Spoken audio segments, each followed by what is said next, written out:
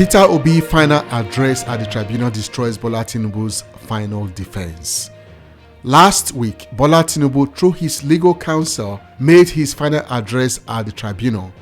If you have not seen it, I have a short and sweet summary of everything he said, including his perceived threat against the judiciary if they remove him from office. Now, Peter Obi, through his legal team, have made his final address to the tribunal and used the opportunity to address the key legal defenses mounted by Bola Tinubu. I can't put everything in one video because it will be way too long. So I'm going to take the 5 key issues one by one and address them in the next few videos. This way, it is easier for everybody to understand. I took my time to carefully look at the issues because I believe the goal of the Peter Obi team is for all obedience and even non-obedience to fully understand the issues. So the team has gone to a great length to make the address accessible. My goal is to simplify it further and make it really easy for everyone to understand. Why is it important for you to understand the issues? It is because if you are cheated by the tribunal, you will know only if you understand the issues. The judges are also unlikely to sell out if they know that Nigerians fully understand the issues.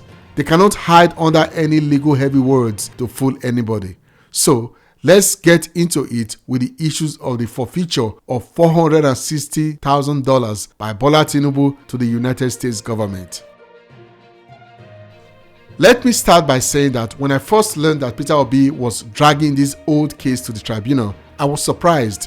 I did not really see the point. Even during the trials, which I reported very well here, I was still skeptical.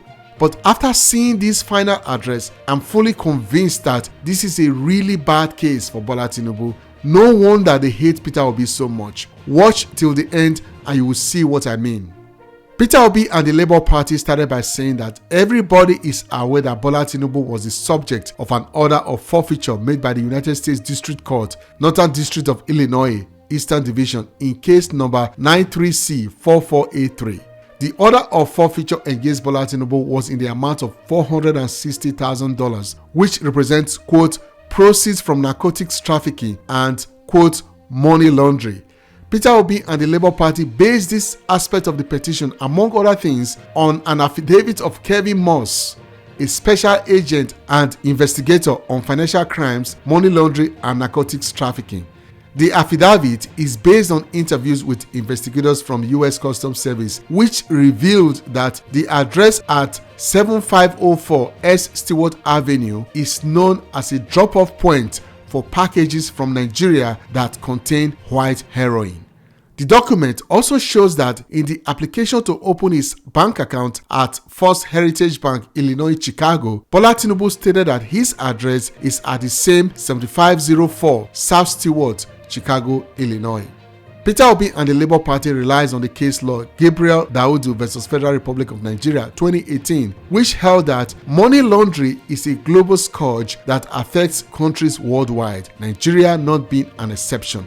They also cited that in Okewu vs. Federal Republic of Nigeria 2023, the court equally upheld that narcotic trafficking and or dealing in narcotic drugs are prohibited by law.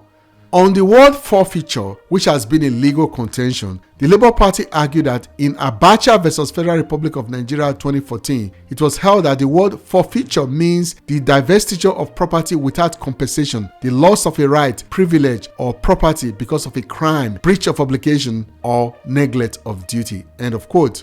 So, in my personal opinion, if you think about it, a loss is a loss, whether it is the loss of freedom when someone is sentenced to jail or the loss of personal property when someone is forced to forfeit income, as in the case of Bola Tinubu. The point the Peter Obi team is making is that forfeiture or fine is another form of punishment by the government.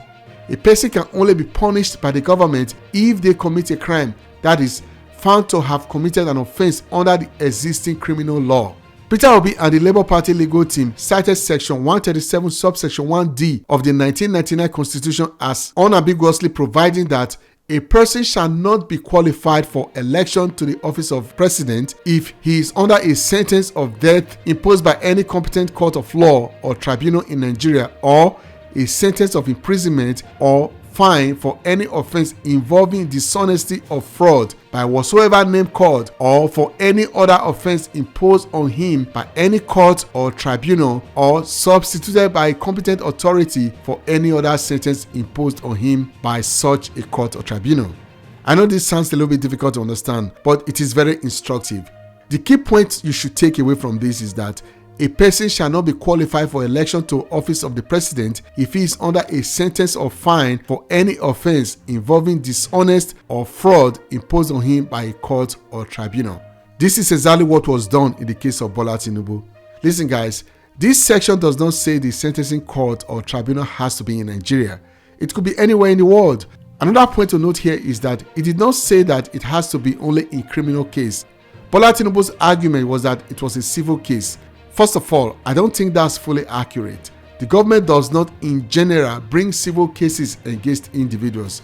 Second, even if it's a civil case, it makes no difference. It is still a fine for an offense involving dishonest or fraudulent activity. Now, what about Tinubu's and APC's defense that because Bola Tinubu was not personally convicted, he cannot be disqualified from contesting for the office of the president? Peter Obi and the Labour Party also had an answer for that. They said the defense misguidedly relied on Section 137 subsection 1E of the 1999 Constitution. They went further to say that the petitioner's case is not based on that section of the Constitution at all, but rather on the provisions of Section 137 subsection 1D of the 1999 Constitution, which, as I previously read, holds that a person shall not be qualified for election to the office of the president if he is under a sentence or fine for any offense involving dishonest or fraud imposed on him by a court or tribunal. Peter Obi and the Labour Party also addressed the defense raised by Bola Tinubu and APC that the forfeiture happened in a foreign court and not in Nigeria.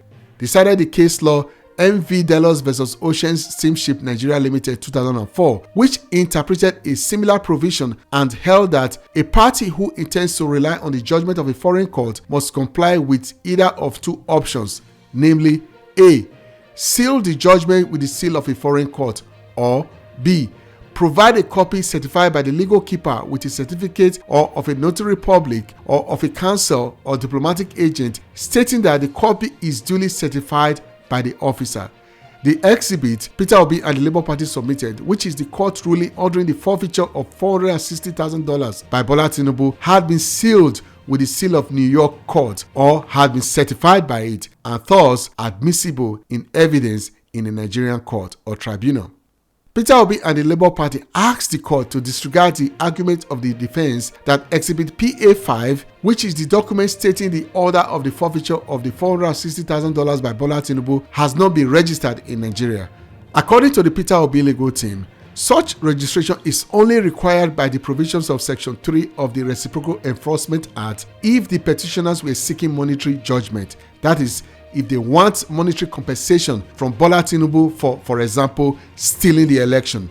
But Peter Obi and the Labour Party countered that they are neither seeking a monetary judgment nor are interested in seeking to enforce any monetary judgment against Bola Tinubu. They also said that the petition is not intended, quote, for the recovery of a sum payable under a foreign judgment. So, Bola Tinubu's defense is irrelevant. Look guys, I'm telling you, this is a masterful final address. This was a sucker punch for Bola Tinubu and the defense. It's like they clearly missed the whole point of this entire money laundering and fraud case. To be honest, like I said before, I was initially skeptical about this case. I did not understand why Peter Obi and the Labour Party legal team had to drag this old money laundering case to the tribunal. Now, hearing this address, I am amazed at how powerful and potentially damaging this money laundering case is to Bola Tinubu and the APC. So, let me summarize the key notes in this argument by the petitioners. It is that the civil forfeiture under US law as ordered in Exhibit PA5 can be equated to a fine as used in Section 137 subsection 1D of the 1999 Constitution. Peter Obi and the Labour Party argues strongly, I should say, that based on existing case law in the US and legal literature, the civil forfeiture can be equated to a fine as used in Section 137 subsection 1D of the 1999 Constitution. They also cited a well-known case of Austin v. United States 1993, in which the US Supreme Court unanimously held that civil forfeiture ordered in a civil action is a fine and is a punishment, regardless that it did not follow from a criminal conviction. Based on these facts, they told the court to nullify the declaration of Bola Tinubu as president and disqualify him from running for another presidential election. Thank you for watching. Stay tuned tomorrow for the next case, which will focus on the failure of INEC to electronically transmit results and other new details you have never heard before. I guarantee you it is worth waiting for. Don't forget to subscribe, like, and share this video. I'll see you tomorrow in another video. Bye for now.